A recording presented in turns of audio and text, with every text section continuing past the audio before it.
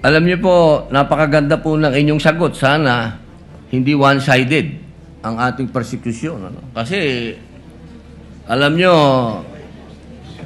pag kayo ang pagpabor sa inyo, alam niyo, bawal po ang ginagawa. Kindly maintain Presiding order officer, within the bawal po court. ang ginagawa nitong nasa harap natin, nagkukomento. Kindly maintain order in the court. The Sergeant at Arms, by authority of the Senate President, is directed to kindly maintain Hindi po order in the sila court. allowed. Mag-ingay. Korte po ito. Thank you. You may proceed, Senator Judge. Who was speaking? Ako po. You may proceed, Senator Judge. I was Padilla. interrupted. With due English. apologies. And then regarding naman po specifically yung comment ni Senator Padilla na sana daw hindi one-sided yung prosecution daw po. Ano po yung reaction doon since parang umingay po sa loob ng session hall when that was said? Well, with all due respect kay Senator Judge Robin Padilla, no? Apparently, this impeachment trial is adversarial. Maliwanag yun. Kaya merong prosecution is to establish the case. Kaya may defense is to defend the innocence of the respondent, no? So, it is very much anticipated that the prosecution is biased towards presenting the case. Presenting the evidence, no? Siguro mas nakakapagtaka pag naging neutral ang prosecution.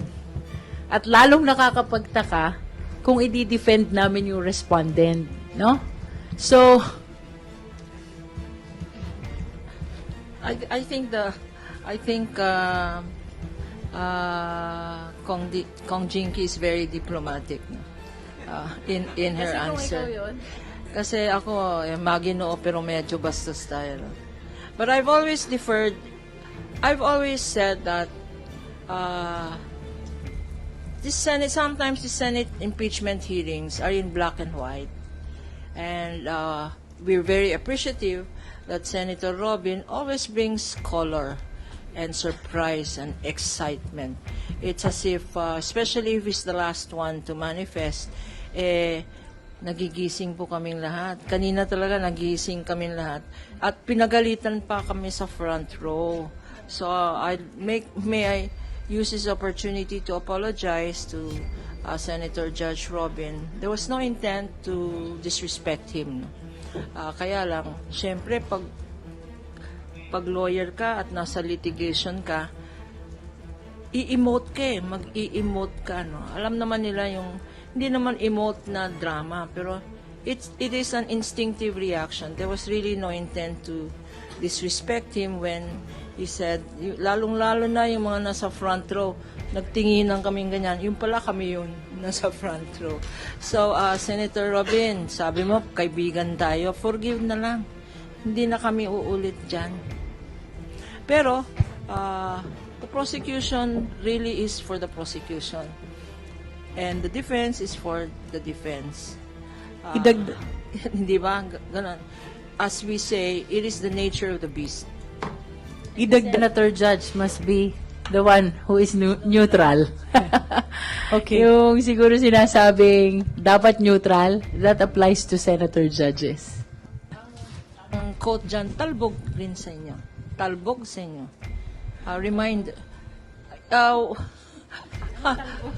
I mean, if you're saying that to us, we're saying it back to you. No? It goes back to you. The issue of bias also. We're bouncing back the question, back to you. That's tama ba is talbog? Correct, is talbog, no? So, Ibalik lang natin doon sa tamang konteksto, no? Of course, with due courtesy to Senator Robin, nirirespeto naman natin yung kanyang pananaw na parang one-sided, no, ang prosecution. Pero ibalik natin, ang Kongreso ang siyang tumanggap ng impeachment complaint sang-ayon sa konstitusyon. Tiningnan kung may complaint ba kumpleto sa forma at may basihan at nakita at sinang-ayunan ng 257 congressman na isumiti yung articles of impeachment. Ibig sabihin, ang Kongreso na ngayon, ang prosecutor o yung magre-representa ng mga nagreklamo at sang-ayon doon sa mga nakitang pwede, may probable cause. Ngayon ay naiakyat iyan sa korte na ang Senado in this case. Dito naman sa korte, talagang bubuksan mo na ang lahat ng pruweba na ipapakita ng prosecution para i-confirm or sang-ayunan or tuldukan yung mga reklamo at patotohanan yung mga reklamo. Yung defense naman ay yung akusado kung saan, in its word itself, defense, dedepensa.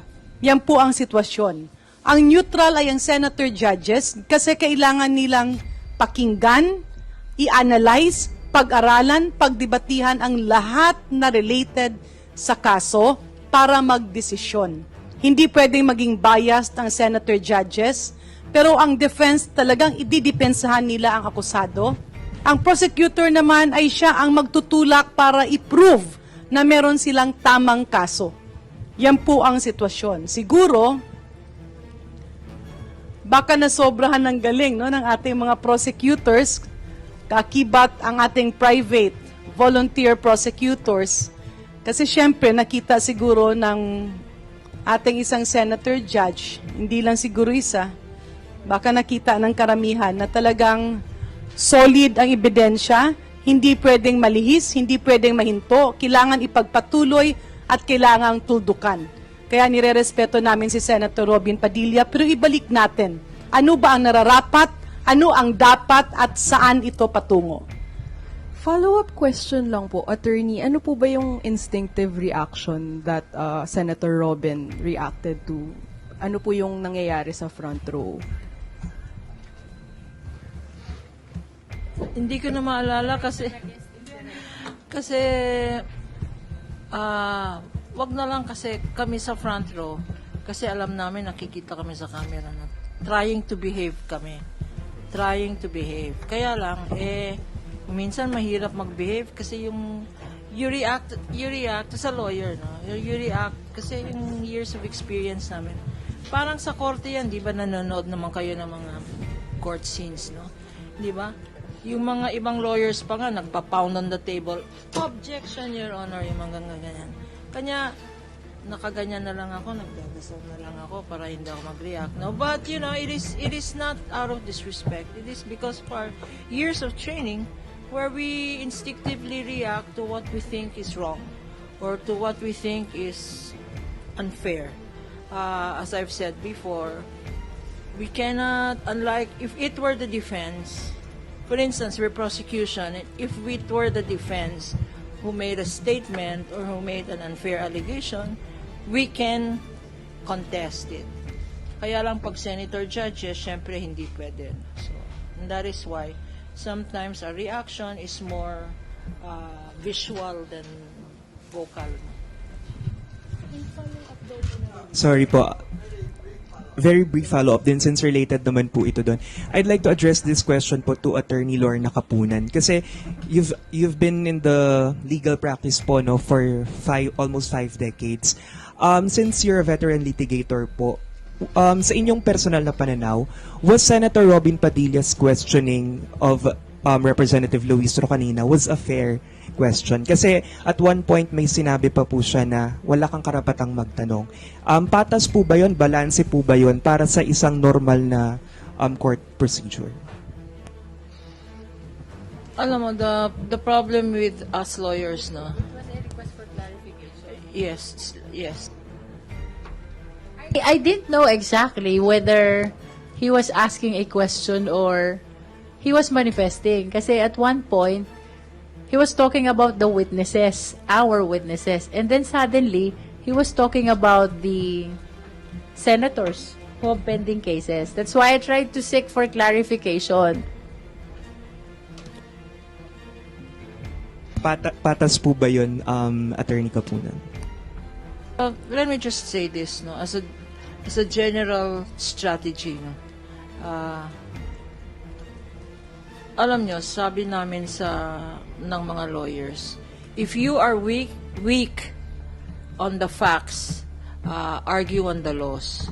If you're weak on the law, if you're weak on the facts and the law, go against the person. So, ang nangyayari po ngayon, sana, if there is a perception that we're very strong on the facts. That's why nagsishift sila sa law. But now that it seems that there's also weakness in the law, nagsishift na ang defense sa personalities, no? Attacking the credibility of our witnesses, attacking some persons who are not even our witnesses, like to say that they committed crime or they are not worthy to be, they're not credible, no? Merong ang inatake na cited for perjury na hindi naman naming witness. And when that failed, there was an attack on our earlier two witnesses, saying that maniniwala ba kayo sa even the two earlier witnesses, no, who were credible and competent. The attack now was on their may conviction or may kaso and all that, which is why we very welcome the statement of Kong Jinky when she says they have been vetted and there are no pending cases or convictions against them. And citing the law also, Chair Jinky did say that pending case will not, if there is no crime, conviction for a crime of moral turpitude, it will not affect your credibility as a witness.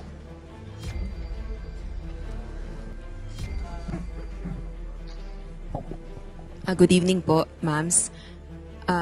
Regarding po dun sa, yun nga po, dapat ang senator judges yung neutrality, pero ang nakakitaan ng neutrality, pero nasa ikasyam na araw pa lang po tayo ng impeachment trial, nakikita na po natin na it seems like may nagde-defend sa Vice President justifying her acts against the sheriff, etc.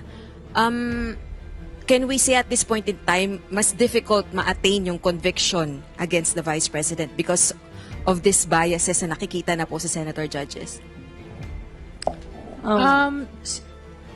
Yeah. Personally, I don't think so. Kanya-kanyang style yan eh. Minsan ginagawa ng isang judge yan para hindi siya mabasa. At yung mga katanungan naman nila, it can always be geared towards meron silang gustong i-attain or pwede rin na kunyari hindi nila alam.